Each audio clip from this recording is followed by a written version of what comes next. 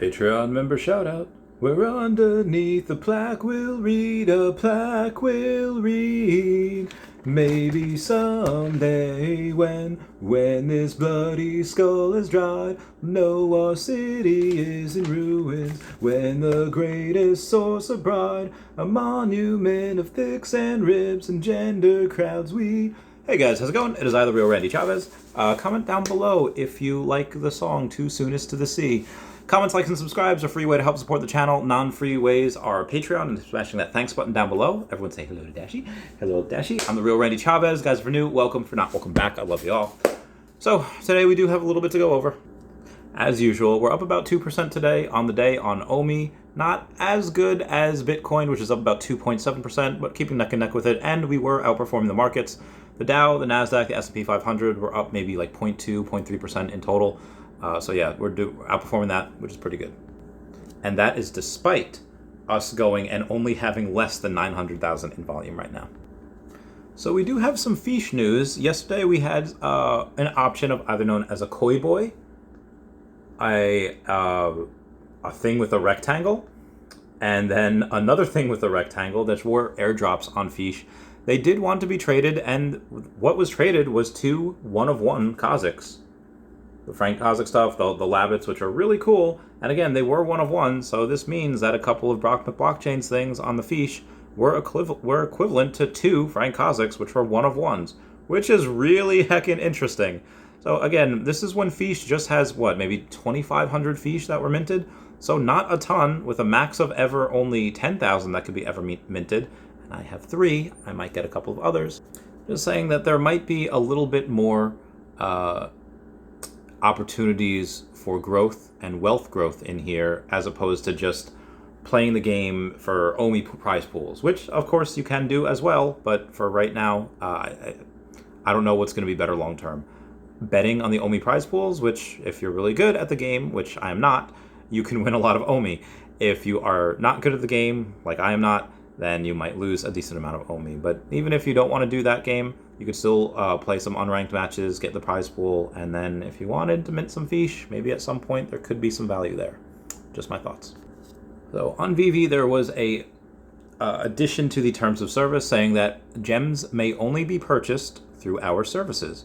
You may not purchase, sell, or otherwise agree to transfer of gems off market. For example, you may not make or accept payment for gems outside of the Veve app, where the gems are transferred by way of sale of a collectible in the market.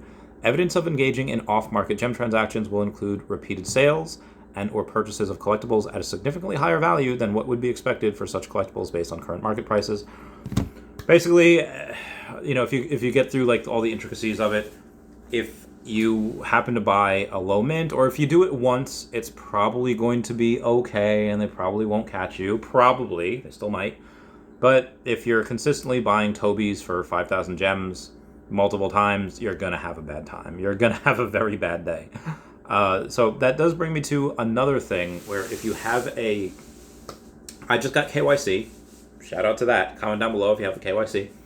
And me and Dashi got KYC together. Me and him. He and I.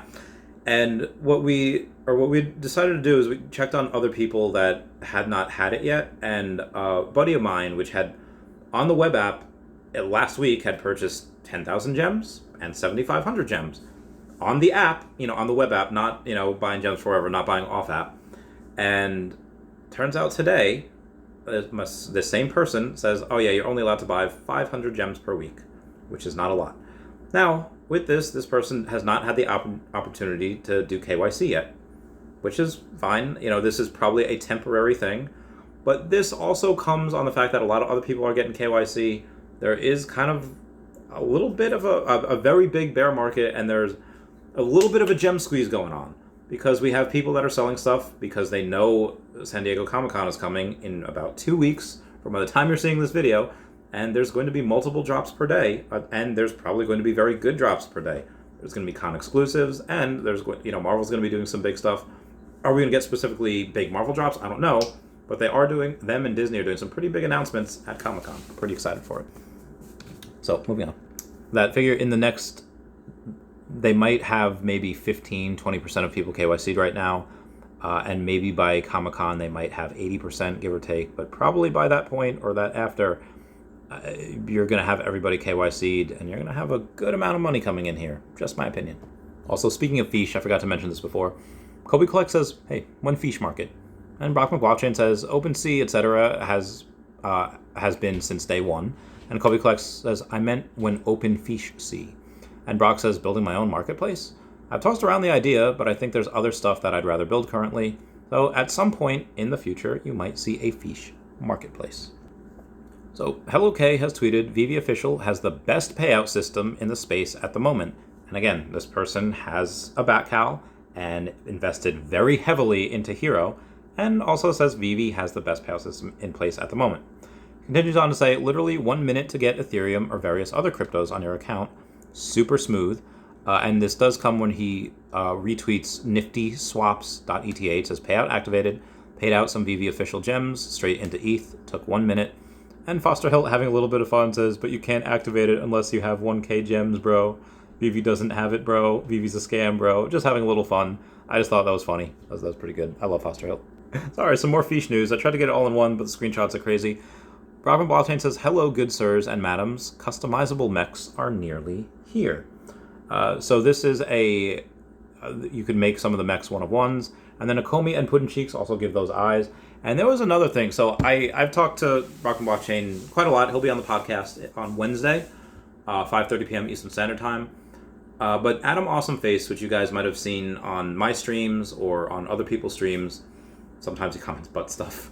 But he had mentioned today that I guess he had a conversation with Brock, saying that something about Myrmicornos and Marvel Mighties being when they're interoperable, that Brock might have them on Feesh, and there's a couple of ways. He wasn't clear exactly what it would be, and I'll ask Brock McBlockchain about this when he's on the podcast. But you could, most likely it would be just for them to be in your Feesh tank, which would be really cool. But what if it's not? Again, if you're into the Feesh lore and you're into the Feesh emails and you read all of them, Feesh didn't know humans were there. Humans didn't know Feesh were there. And guess what? Now the humans and Feesh are fighting with their mech tanks. What if the Marvel Mighties are sent down, like Heimdall uses the Bifrost to send the Hulk down to warn Doctor Strange that Thanos is coming? What if there's a Bifrost or a type of portal that sends the Marvel Mighties in here, says, guys, stop fighting, something big is coming, and then you have the three groups Fusion Ha and fight that? I think that would be really cool. But again, this is all just speculation. I will confirm with him when he's on the podcast. So something in the market that I saw, it was Eddie Riso Batman was about 5K, give or take, but that wasn't the interesting thing. The interesting thing was the ultra rare. I would have expected this to be 20-something thousand, because he was at 20-something thousand. The base, his floor was at 25,000 at one point, X amount of months ago. And now you have a sub 100, you have number 62, that's available for 13.5. And you do have number 69, everyone comment nice down below for the 69, as the next cheapest one at 26,000.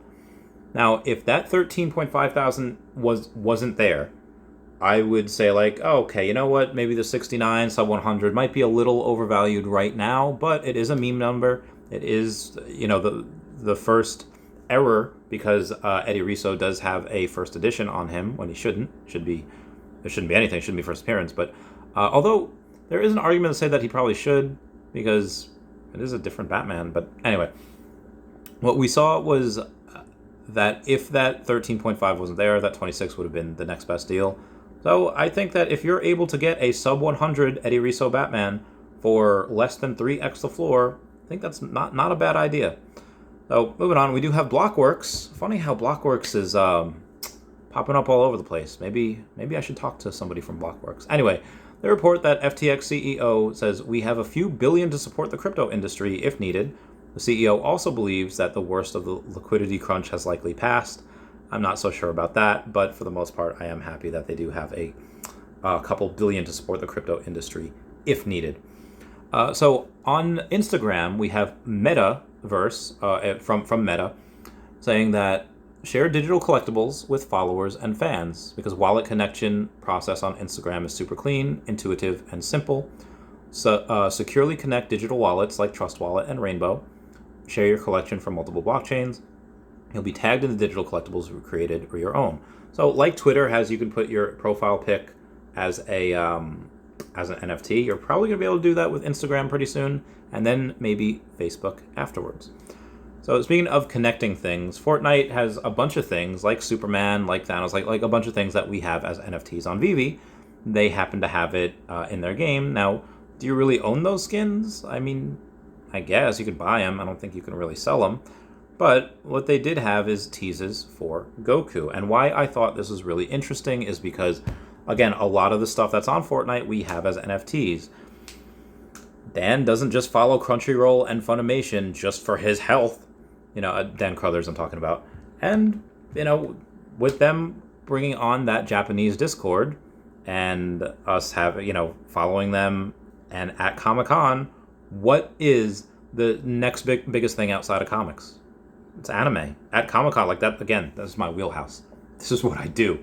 So I do think it would be really awesome if that was one of the big giant announcements that David had told us about. And when I interviewed him, David Yu, a while back, he says there's, C tier, B tier, and A tier lists. A tier announcements would have, like tens of millions of followers. And he says there's a couple of those. Well, anime has tens, if not hundreds of millions, if not billions of followers. Thought that would be pretty legit. Anyway, guys, that's it for me today. Please comment, like, and subscribe. Everyone check out at HeyDavidDon and at KMazForever over on the Twitter, Standoff Chart and KMaz over on the Veve app, Kobe Collection, OmiPlayer1 over on the YouTube, Wraithax.dth domain name, Kyle Willson, Wendy Stibalis, Puddin' Cheeks, Veve Las Vegas, Taps Trades, Mars Davis, Legacy Bermuda, Sody Pop Media, Veve Darklink, Metal Lemon, and Veve Vibes, all on the YouTube, at Nomad with Guitar, at Wet Wizard Veve, and Gary O at 1234CA3, all on the Twitter. Everyone say bye-bye to Dashi. Bye-bye, Dashi. I love you guys. Bye.